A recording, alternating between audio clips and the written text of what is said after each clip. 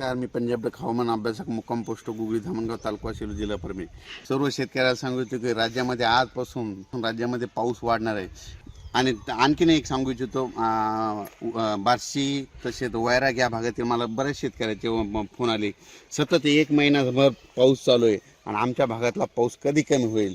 तर त्यांचं म्हणणं की त्यांना एक महिनाभर पाऊस चालू आहे, त्याचे सर्व कामं बंद आहे, वापसा नाही, कोळपणी बंद आहे.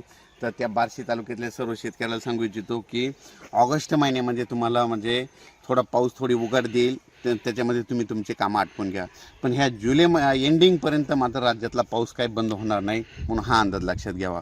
20, 21, 22, 23 जुलै दरम्यान राज्यात पुन्हा पावसाचा जोर वाढणार, म्हणून हा अंदाज सर्व शेतकऱ्यांना लक्षात द्यायचा. राज्यात इतर परिस्थिती बघितली तर राज्यामध्ये सांगायचं झालं तर मुसळधार पाऊस पर्यंत अतिवृष्टी होईल. जिल्ह्यावार घेऊ पूर्व विदर्भामध्ये 6 जिल्ह्यामध्ये 28 जुलैपर्यंत चांगला पाऊस पडणार आहे. मुंबईकडे अतिवृष्टी होईल, म्हणून हा अंदाज लक्षात घ्यायचा. सांगायचं झालं तर राज्यामध्ये सर्वत्र म्हणजे दररोज वेगवेगळ्या भागात पाऊस पडणार आणि प्रत्येक गावामध्ये पाऊस 2दा येऊन जाणार आहे, म्हणून हा अंदाज लक्षात घ्यायचा.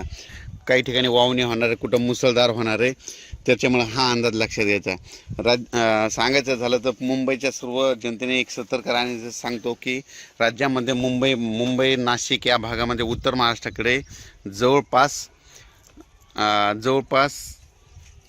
21 जुलै, 22 आणि 23 जुलै दरम्यान मुंबईकडे मुसळधार पाऊस पडणार आहे, उत्तर महाराष्ट्राकडे मुसळधार पाऊस पडणार आहे, म्हणून हा अंदाज लक्षात द्यायचा.